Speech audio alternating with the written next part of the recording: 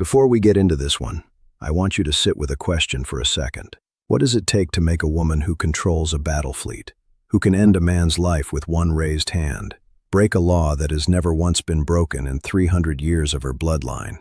Not a soldier, not a rival, just a tired engineer with grease on his hands, who happened to be standing in the one room she was never, ever supposed to walk into. Stick around. The answer is not what you think. The alarms were already screaming when Eli Marsh dropped through the maintenance hatch and into the heat. The Ashward's engine core ran hot enough to peel skin if you stood too close without the suit. And Eli wasn't wearing the suit, because the suit slowed his hands down, and right now his hands were the only thing standing between this ship and a very ugly explosion. Sweat ran into his eyes. The air tasted like burnt copper. 3 decks up, 400 Threnai sailors had no idea how close they were to dying. And honestly, Eli preferred it that way. Panic never fixed anything.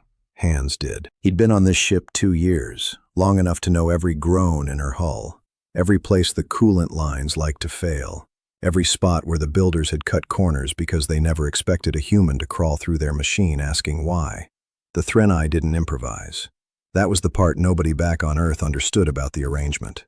Why a defeated planet ended up shipping out engineers instead of soldiers. Threnai technology was flawless until it wasn't, and when it broke completely, because nothing in their training covered what to do once the manual ran out of pages. Humans had been improvising since they figured out fire. Turned out that was worth more to an empire than weapons ever were. Eli jammed a coupling into place with the heel of his hand and felt the engine's pitch drop half a step. The difference between alive and not on a ship this size. He allowed himself one breath of relief. Then he heard the door behind him hiss open, and every drop of relief left his body at once. Nobody used that door. It led to the private corridor reserved for the Sovereign's personal guard, and the only reason it would open during a core breach was if someone with command authority needed through. Eli had been warned about that authority on his very first day by a guard who'd gripped his shoulder hard enough to bruise and said the words like they were scripture. Do not approach the Queen. Do not speak unless spoken to. Do not meet her eyes. 300 years, no exception. Not for anyone. Eli turned around already rehearsing an apology, and the apology died somewhere in his throat. She was alone. That was the first wrong thing. The Sovereign of the Threnai Dominion never walked anywhere without 6 armored escorts forming a wall around her, and yet here she stood in the doorway, heat from the core painting her pale in shifting orange light. No guards, no entourage, nothing but the formal robes of her station, and an expression Eli had no frame of reference for. She looked like someone who had run. You should not be here without containment gear, she said. Her voice was quieter than he expected. Less of a command, more like she was thinking out loud. With respect, Eli managed, you shouldn't be here at all. Something flickered across her face that might have been the beginning of a smile, if Threnai expressions worked anything like human ones. They keep telling me that. About a great many rooms. The core groaned behind him, a deep metallic sound like the ship itself was holding its breath. And Eli's instincts screamed at him to turn back around, to finish stabilizing the coupling before the whole section lost pressure. But some other instinct, newer and a great deal more dangerous, kept his eyes on her instead. You shouldn't look at the engine breach. You should be evacuated, he said. That's protocol. I am aware of what protocol says. She stepped further into the room, past the threshold where every rule he'd ever been told about her stopped applying, and the door sealed shut behind her with a sound like a verdict.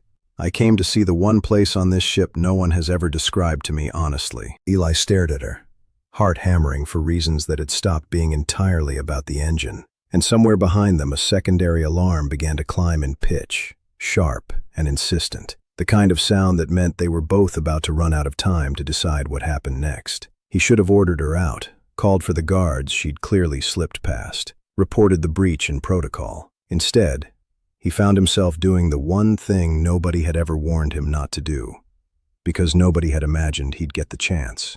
He held out his hand toward the failing panel and asked her to hold the light steady.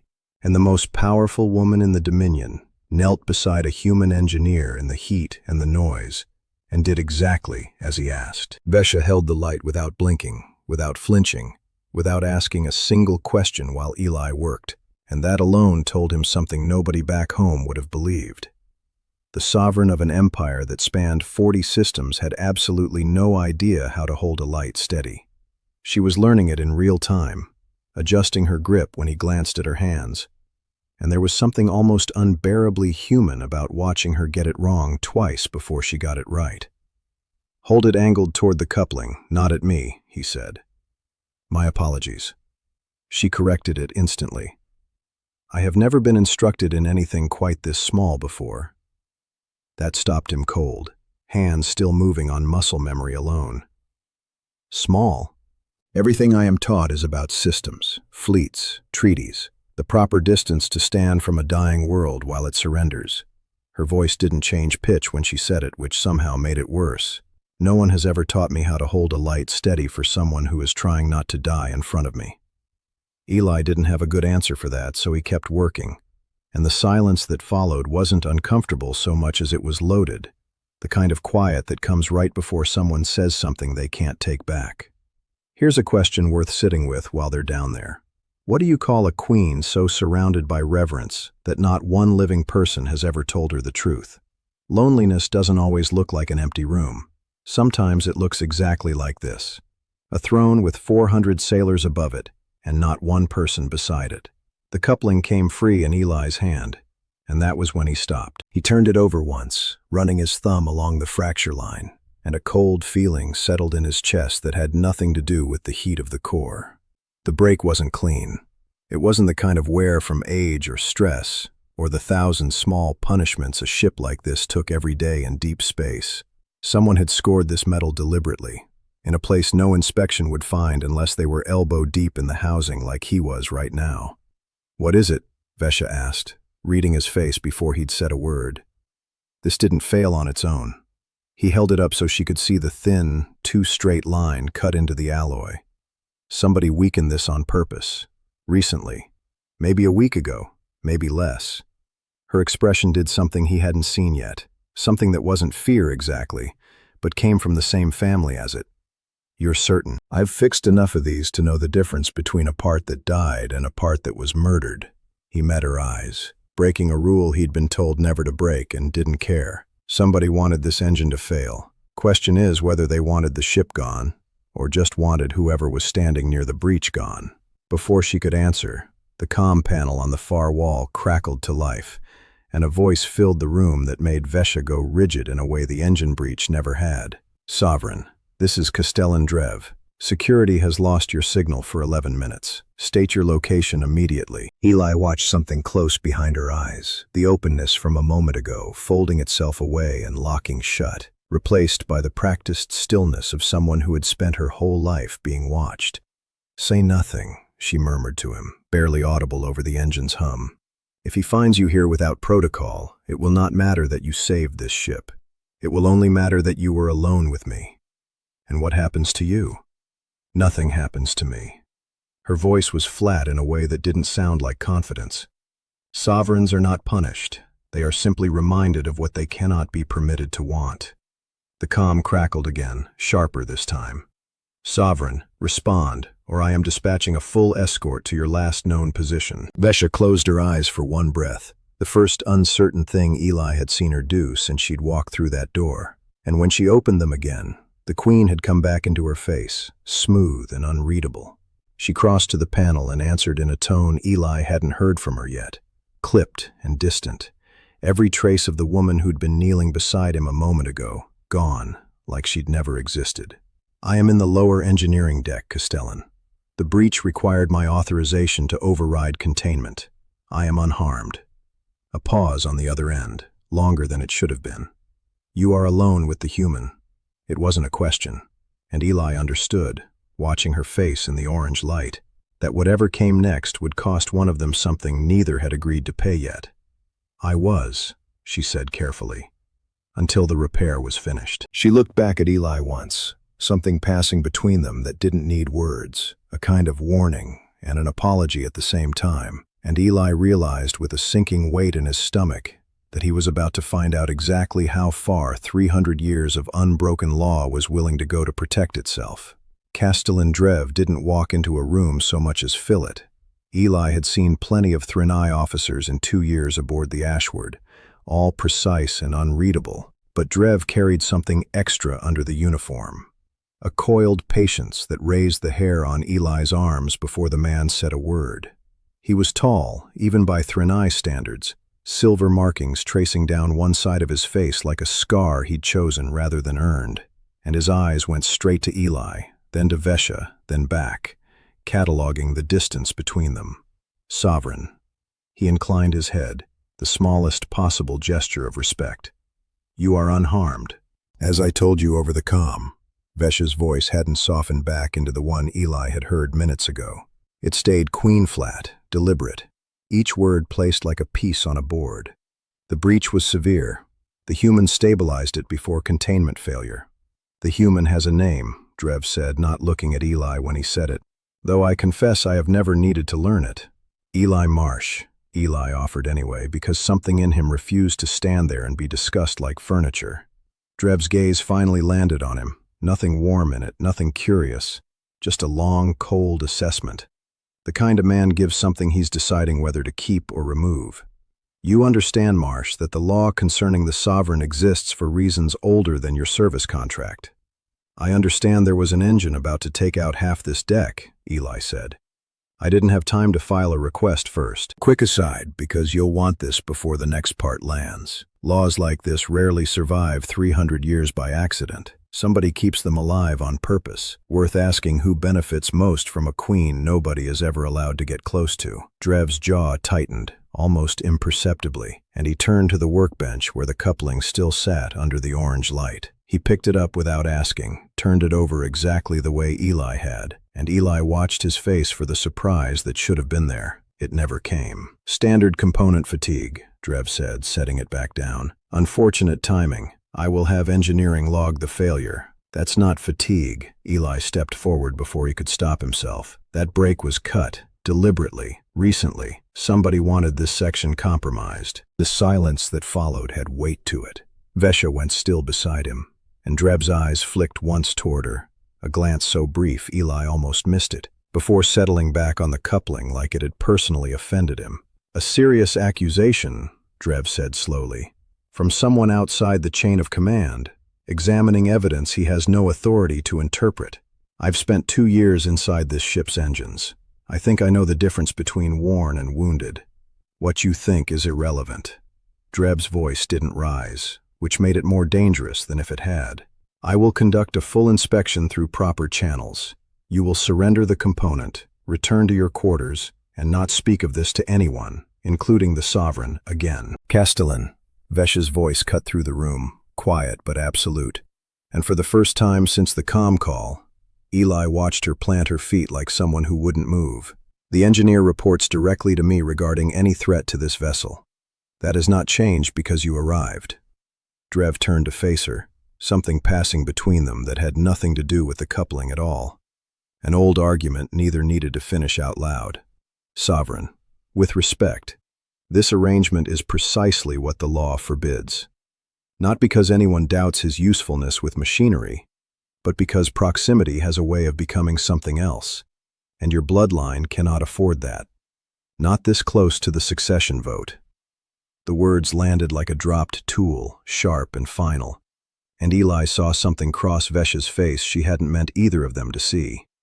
Gone before Drev could register it, but Eli had been close enough to catch it. Fear. Not of the engine.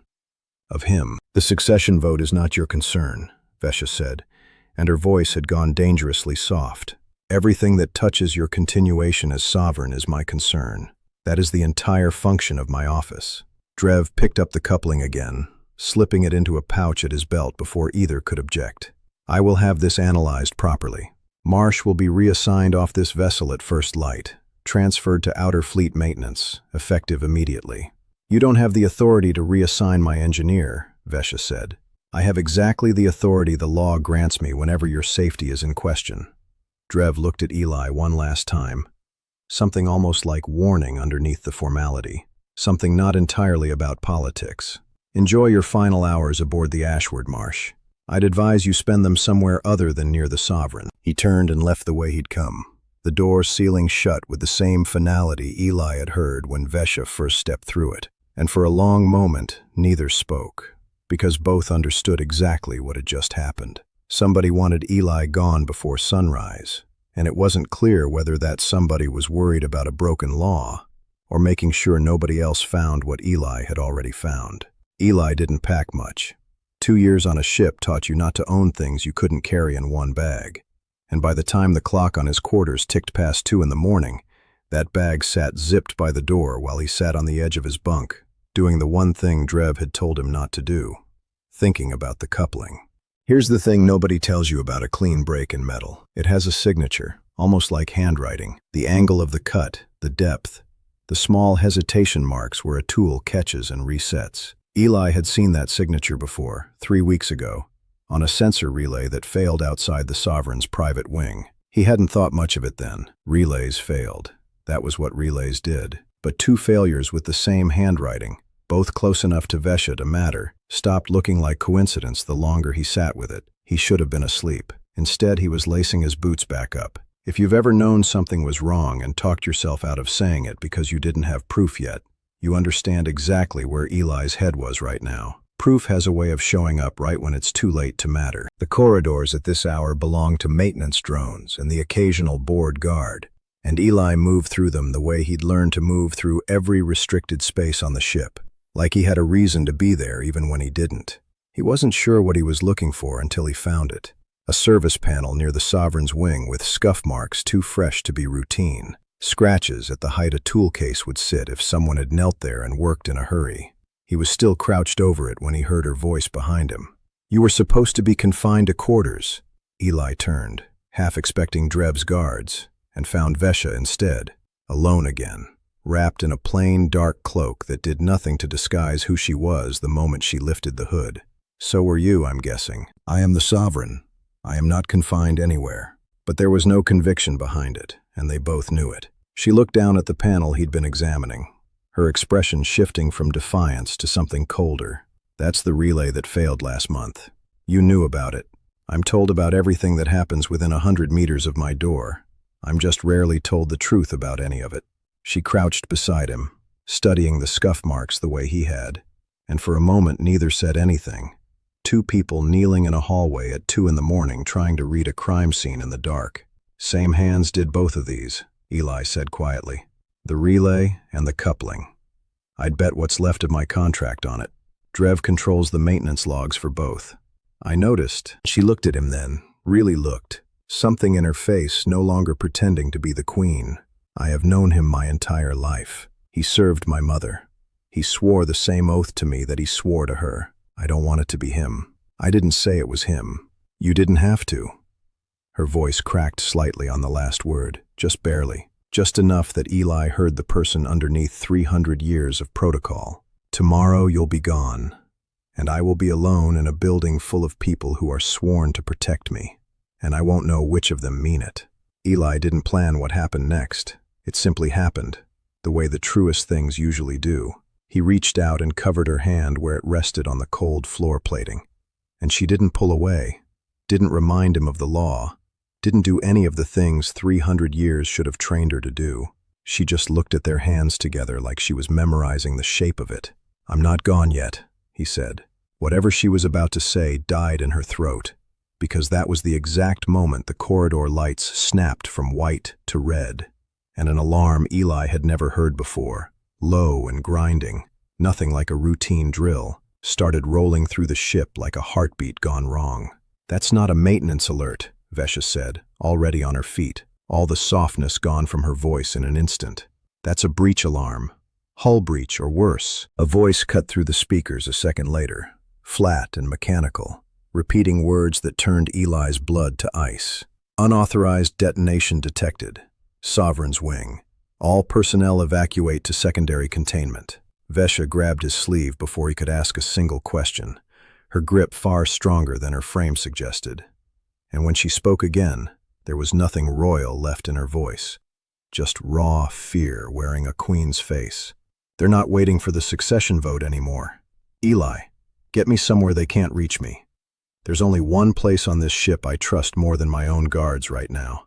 She was already running before she finished the sentence, and Eli understood exactly where she meant to go before she said it. The engine room hit Eli the same way it always did. Heat first, then noise, then the steadying feeling of standing inside the one machine on this ship he actually understood. He sealed the hatch and threw the manual lock, the one Drev's people would need a cutting torch to get through, and for a moment, he and Vesha stood there breathing in the orange light, listening to the alarm wail far above their heads. "They'll know I came here," Vesha said. "This is twice now." "Then we don't have long."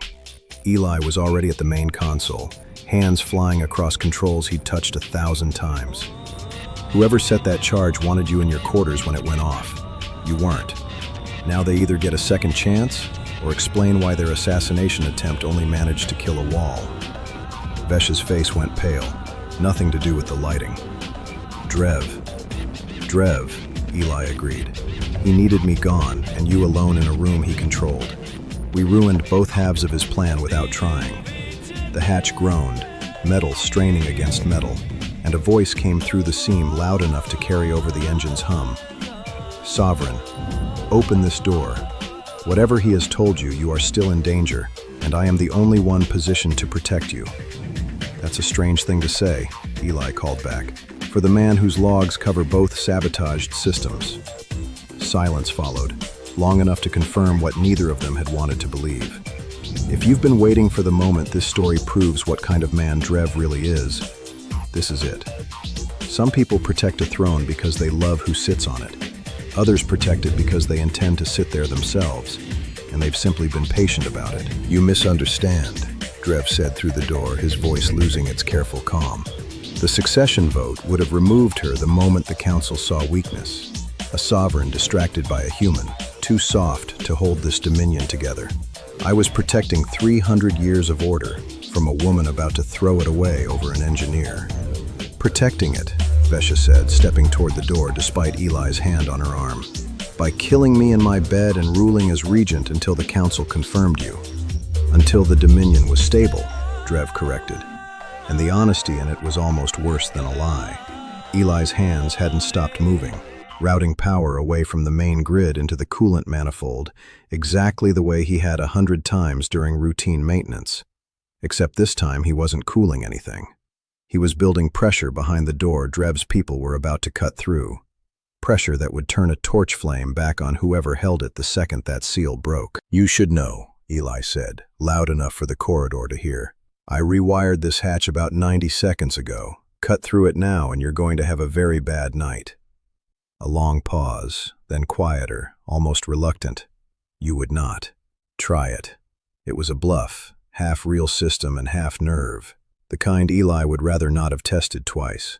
Boots retreated from the door, and a moment later a new voice broke through the comm, a loyal guard captain, reporting that security forces had reached the deck and were taking the Castellan into custody on suspicion of treason against the throne. Vesha closed her eyes and let out a breath that sounded like it had been held for 300 years, not one night. When the hatch opened to her own guards instead of Drev's, she stepped through first, queenly again in an instant, giving orders in a voice that didn't shake, and Eli watched her hold an empire together on composure alone. It was, he thought, the most attractive thing he'd ever seen a person do. Later, once the corridors had quieted and the council had been informed in the cold, formal language Thranai used for things too dangerous to say plainly, Vesha found him in the engine room, sitting on an overturned crate, watching the core hum the way he had the first time she'd seen him. "The law says no one may approach the queen," she said, settling beside him uninvited, the way she had every time that mattered. "It never said anything about the queen choosing to approach someone else." "Convenient loophole," he said. "I've had 300 years to find it." She looked at him in the orange light, the same light from the first night, and this time neither looked away. "Stay, not as my engineer, as whatever this is." Eli reached for her hand again. No alarm this time, no excuse. Just the two of them, and the heartbeat of a machine he'd spent 2 years learning to keep alive. "I was never planning on leaving," he said. "I just needed someone worth staying for." If this kind of story is the one you keep coming back to, the kind where someone finally gets to choose, You're exactly who this channel is built for. There's more waiting on HFY Soundscape, so stay close. Drop a like if Eli and Vesha earned it. Share it with someone who needs a good ending tonight. And subscribe so you don't miss what this Dominion throws at them next.